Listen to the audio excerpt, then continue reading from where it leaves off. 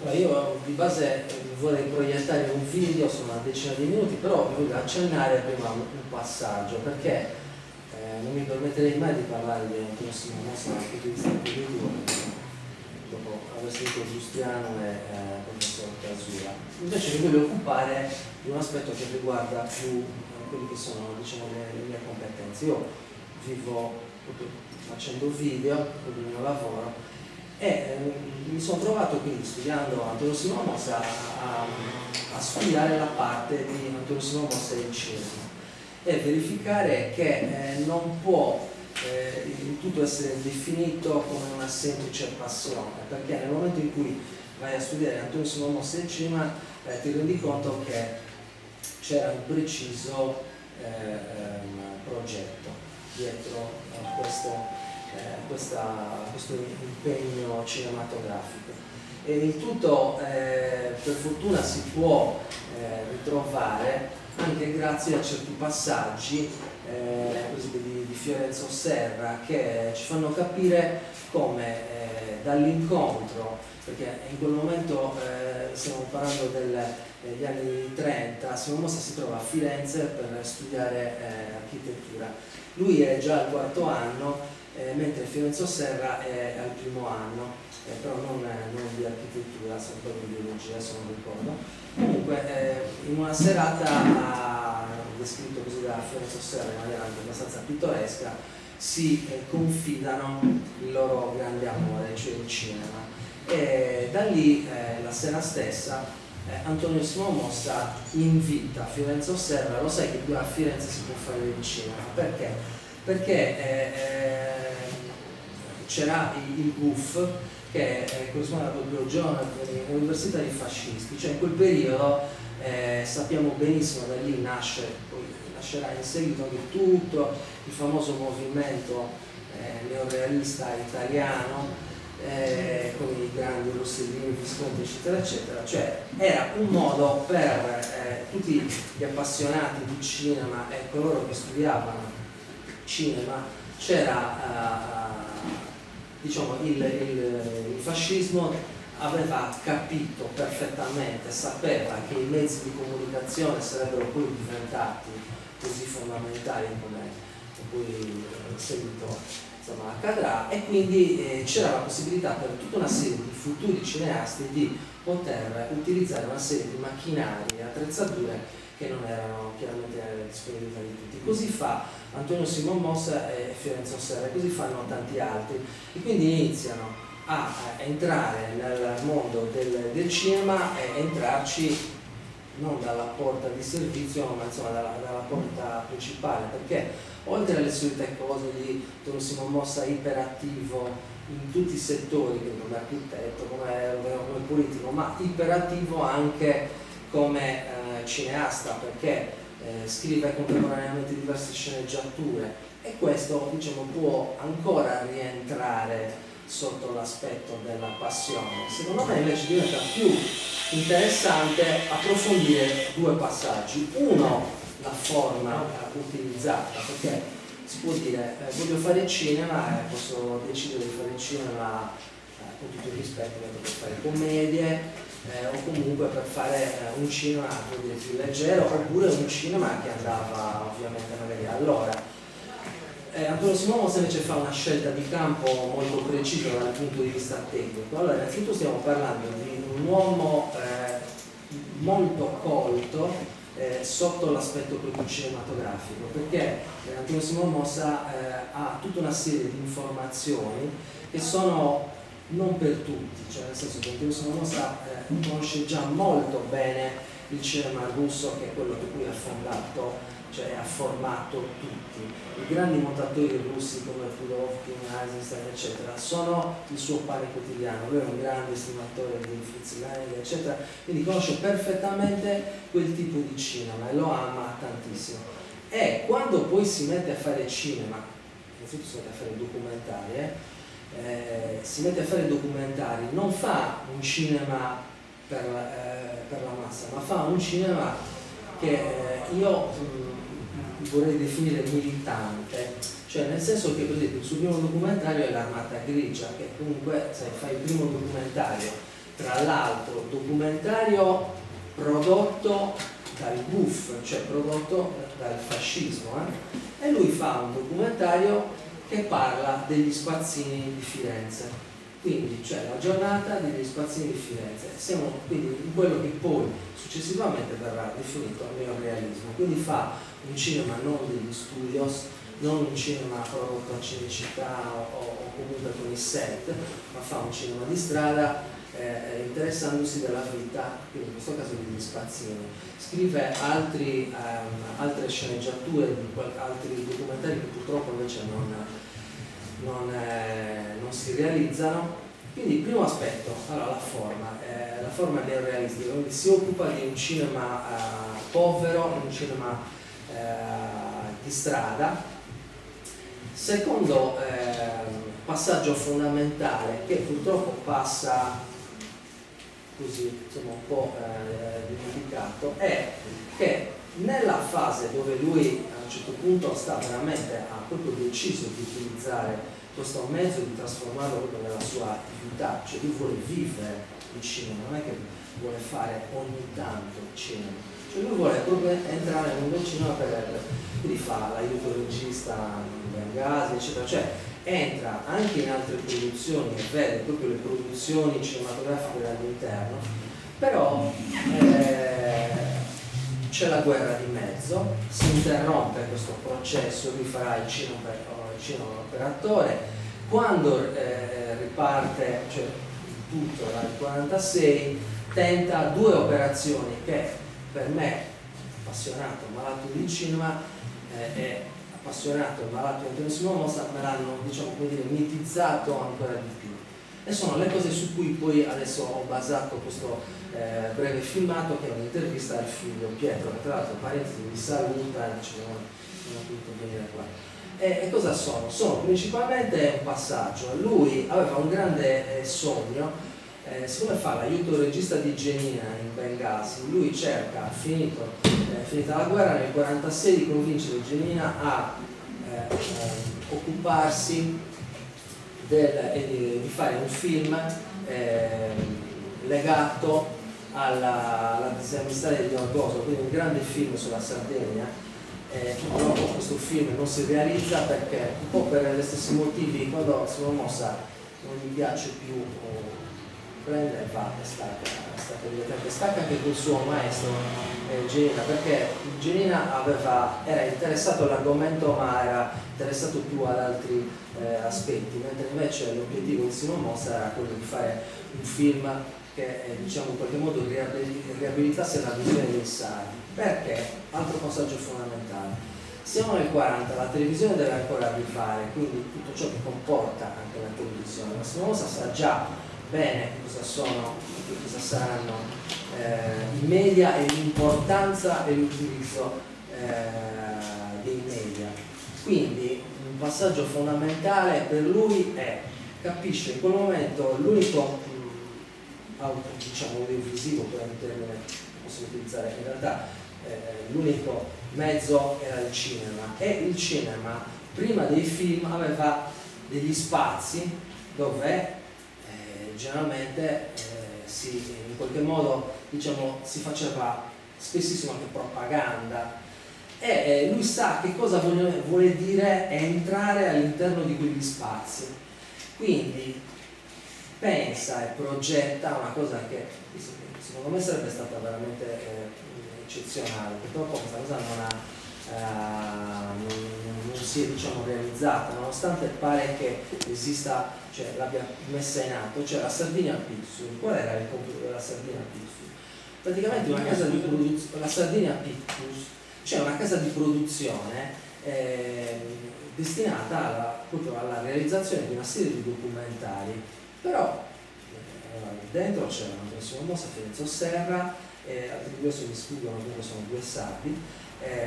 L'obiettivo qual era? Produrre una serie di filmati, quindi di documentari, che raccontassero la Sardegna però vista con i nostri occhi, non con la lente italiana con la quale c'è stato tramandato tutto quanto, sia diciamo dai filmati di Istituto Luce e poi successivamente del prima di Rinascita, parte di nuovo tutta la propaganda, eccetera. Invece lì sarebbero stati veramente filmati nostri, realizzati da lui, cioè da quello che può, sarà il nostro nome principale. Quindi pensate che cosa sarebbe potuto diventare questa cosa qua, fatta nel 46, quando c'era la possibilità davvero di dare un altro tipo di immagine. Questa cosa purtroppo non avviene. Lui riceve una serie di no tra il 46 e il 48, che sono tra la realizzazione del film con Genina sulla faida di Orgoso, il no che era tratto dal romanzo di Grazia Deledda, poi questo non riesce a realizzare questa cosa sui documentari della Sardina Piccola. In quegli anni si è laureato, inizia a mettere su famiglia, gli piace anche fare l'architetto. Purtroppo non abbiamo, per me dico purtroppo perché penso che un racconto nostro fatto da lui, non dico che avrebbe potuto fare, è come lo stesso discorso che facciamo, purtroppo è morto a 54 anni, però sarebbe stata la storia comunque anche del movimento indipendentista se Simon Mossa fosse vissuto di più. Non è morto a 80 anni, è morto a 54 anni. Quando fa queste cose col cinema lui ha poco più di 25 anni, quindi stiamo parlando di un alieno. Vorrei proiettare questo filmato. Tenete conto che cosa sto facendo? Io sto facendo un lavoro su Simon Mossa, è un lavoro nato un po' così per caso, in realtà lo volevo sempre fare, un documentario eccetera, però poi cosa è successo? È arrivato il Covid, io cose da fare me le ero portato a casa, quindi che non ero senza fare niente, però si parlava tutto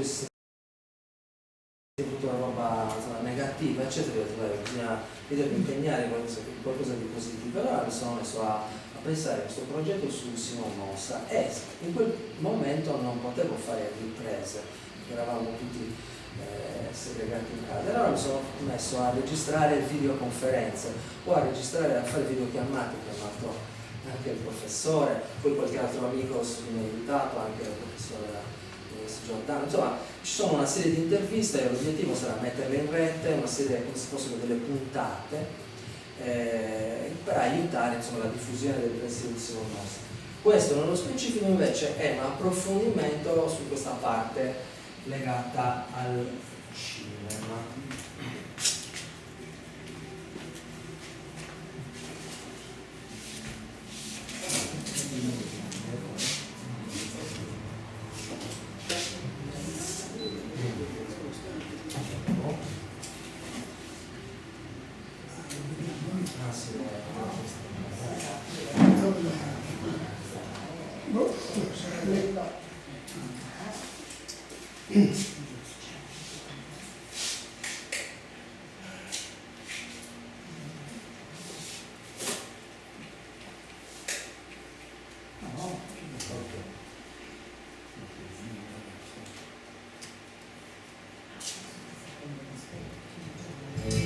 La disoccupazione è uno dei problemi più urgenti della Sardegna attuale.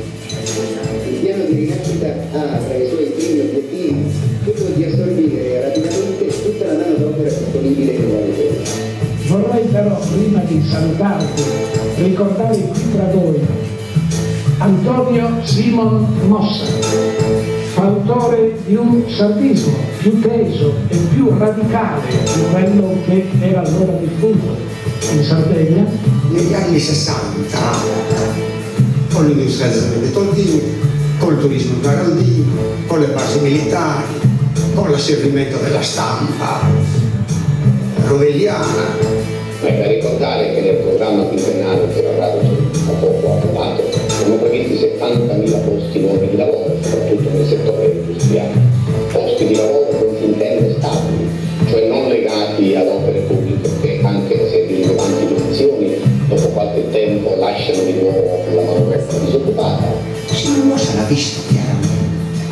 Quando a Lula volevano costruire una seconda o una prima o una terza fabbrica petrolchimica, si è opposto nel senso che è andato, lui ha fatto le sue battaglie, perché ha colto questo aspetto di che tutta questa economia non veniva con le ali degli aquiloni a dirci questa modernità.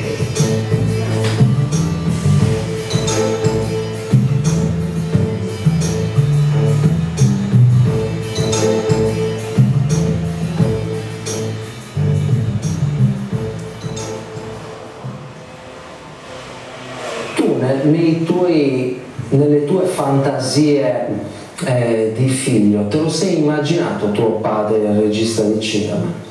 Sì, certo che me lo sono immaginato e anche ho avuto l'occasione di vedere i lavori che lui ha fatto, perché tra i documenti da me recuperati ci sono diversi storyboard,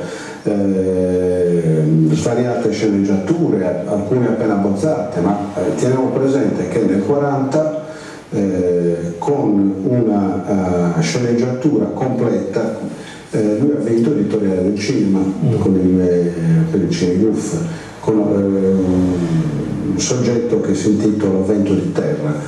Lui studia non da appassionato ma da uomo di cinema, quindi lui impara e vuole diventare un uomo di cinema e ce l'ha quasi fatta. Cioè c'era arrivato. E poi qua abbiamo, diciamo, i primi libri di grammatica del film, Spotify, poi vedi l'interpretazione del teatro del cinema, il volto del cinema. Qui sono libri che insomma se proprio devi essere proprio un tecnico, perché altrimenti non c'è. Certo, 5 capitoli sul film, va bene, insomma questa è, diciamo, parte della, perché sicuramente aveva altri, come si scrive un film, aveva altri testi sicuramente, però durante la guerra la casa di Pisa è stata bombardata, dove viveva la famiglia, è stata bombardata, quindi sicuramente molte cose sono andate perdute come libri. Per esempio Attesi di Laura io non l'ho mai trovato. Poi qua c'ho la donna del peccato, il film Marica, qua dove abbiamo scritto Marica. Quando lui ha lavorato con Bengasi, su Bengasi come detto regista, contemporaneamente è stato girato anche La donna del peccato, del quale io ho trovato lo storyboard dei documenti. Relativi al cinema, e quindi lui contemporaneamente ha lavorato sia a Bengasi che su 2 set, sì. Ennesima conferma della necessità di tuo padre di continuamente comunicare tutto quanto. Aveva insomma scritto un manuale tecnico proprio sul cinema. Un manuale tecnico che sarà pubblicato a brevissimo con mia grande gioia. Niente, il ritrovamento è quanto di più banale può accadere a una persona quando va a rovistare nei cassetti o ad aprire delle scatole che vede magari da una vita riposte in una stanza, ma non ha tempo per controllare il contenuto. A me è accaduto questo, dovendo iniziare i lavori di strutturazione della mia casa, ho dovuto svuotare l'appartamento e la soffitta, e prima di svuotarlo mi sono accertato di sapere che cosa ci fosse in queste scatole, comò, cassetti, quindi ho iniziato pian pianino ad aprire queste cassette e mi si è aperto un mondo, corrispondenza privata, storyboard, e poi questo manuale, perché in realtà era un vero e proprio manuale, tant'è che verrà pubblicato con una edizione critica appunto ad agosto, dovrebbe partire la stampa, quindi è stata una scoperta stupenda, fantastica. Una tua supposizione che avesse cioè che fosse un lavoro anche scrivo il libro, perché probabilmente magari gliel'avevano anche commissionato, cioè... Commissionato no, perché allora, nella corrispondenza recuperata con Fiorenzo Serra, lui scrive a Fiorenzo dicendogli che è a buon punto con la lavorazione di questo manuale e che è sua intenzione pubblicarlo, chiedere la pubblicazione su Bianco e Nero, tramite Bianco e Nero, che era insomma la rivista più importante italiana per quanto riguarda la cinematografia. Quindi era quella la sua attenzione. Non sapeva se gliel'avrebbero pubblicato, perché comunque lui l'avrebbe proposto, quindi non c'è stata una commissione, però era talmente tanto, era così forte il suo entusiasmo per il cinema, per la macchina da presa, che per lui è stato spontaneo, normale cercare di creare un qualcosa che potesse servire a tutti quelli che lavoravano nel mondo del cinema per affrontare il cinema secondo la sua visione. E andava spessissimo al cinema. Cosa faceva quando andava al cinema? Dopo pranzo con Rina, la moglie, e Maria, la sorella, mia zia, al Verdi film La donna del ritratto. E fa sempre un piccolo mette di attori, regista, e scrive un piccolo commento, una piccola recensione.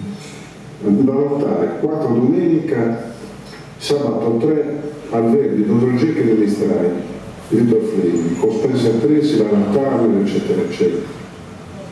Buonissima fotografia. Ah, ecco, quindi dei piccoli commenti, delle osservazioni tecniche. Sì, è così. Certo. Accendino rosso, questo è il suo accendino, questa è la sua macchina da presa. Vedi, chi è questo secondo te? Vediamo se lo riconosci, l'attore. Chi è Gassman? Questo è il Gassman. Perché questo è relativo al periodo in cui ho lavorato a Cinecittà.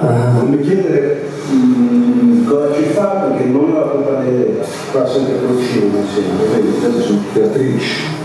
Questo è del Sica. Ed è Sica, sì. Queste sono tutte foto o di set o comunque di attrici. La sua idea era quella di creare una casa di produzione, parliamo degli anni dell'immediato dopoguerra, però del 45 del 46 in sostanza. L'idea sua era quella di creare una casa di produzione cinematografica sarda, appunto la Sardinia Pictures, con la quale avrebbero realizzato dei documentari per illustrare la Sardegna, quindi dare visibilità soprattutto in Italia, perché allora, in quegli anni, la televisione era praticamente inesistente.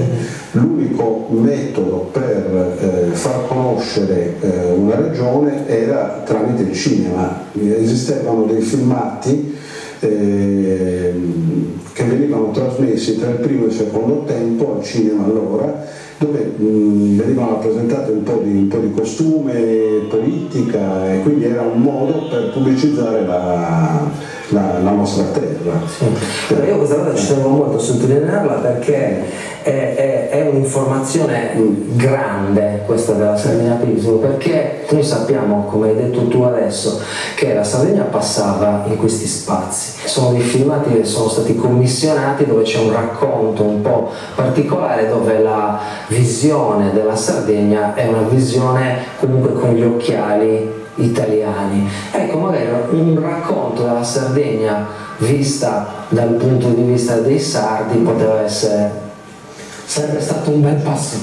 L'idea era proprio quella, cioè i sardi che descrivevano e raccontavano e proponevano la Sardegna. Io il film che mi sono fatto è che tuo padre avrebbe probabilmente aderito al movimento del neorealismo, cioè un tipo di cinema povero dove vai a raccontare proprio la realtà, non il cinema di Cinecittà o degli studios, ma un cinema proprio itinerante che va sul luogo, dove le scenografie sono veramente gli spazi da vivere, e quindi pensare che avremmo potuto avere in qualche modo un neorealismo sardo, raccontato direttamente da quello che poi insomma diventerà il nostro esponente. Certo, quello è altamente probabile, perché poi con l'entrata in guerra dell'Italia le priorità ovviamente sono state altre.